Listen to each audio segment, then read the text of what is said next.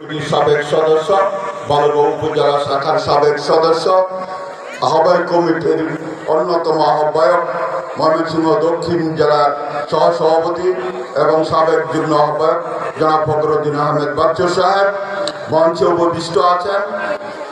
বালুরঘাট উপজেলা যুগ্ম আহ্বায়কবৃন্দ, জেলার যুগ্ম আহ্বায়কবৃন্দ, উপজেলা বিএনপি ও পৌর বিএনপির সদস্যবৃন্দ, অঙ্গ ও সহযোগী সংগঠনের নেতৃবৃন্দ এবং মহিলা দলের নেতৃবৃন্দ এবং যুব দলের সহযোদ্ধা ভাইরা এবং অত্র ইউনিয়ন বিএনপির ও অঙ্গ সহযোগী সংগঠনের নেতৃবৃন্দ, সবাইকে আমার প্রাণপ্রিয় সংগঠন বাংলাদেশ জাতীয়তাবাদী যুব দলের পক্ষ থেকে সংগ্রামী সালাম জানাচ্ছি। আসসালামু আলাইকুম।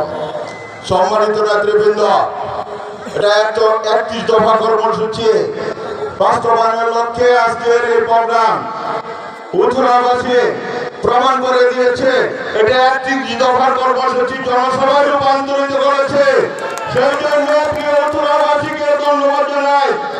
আগামী দিনে উত্তরাবাসী ঐক্যবদ্ধভাবে দানের শীর্ষপতিকে ফখরুদ্দিন আহমেদ বাচ্চু সাহেবকে এখান থেকে বিপুল ভোটে বিজয় করবে সে প্রত্যাশা ব্যক্ত করে সকলের সুস্বাস্থ্য ও দীর্ঘায়ু কামনা করে আমি আমার সংক্ষিপ্ত কথা শেষ করছি। খুদা হাফেজ।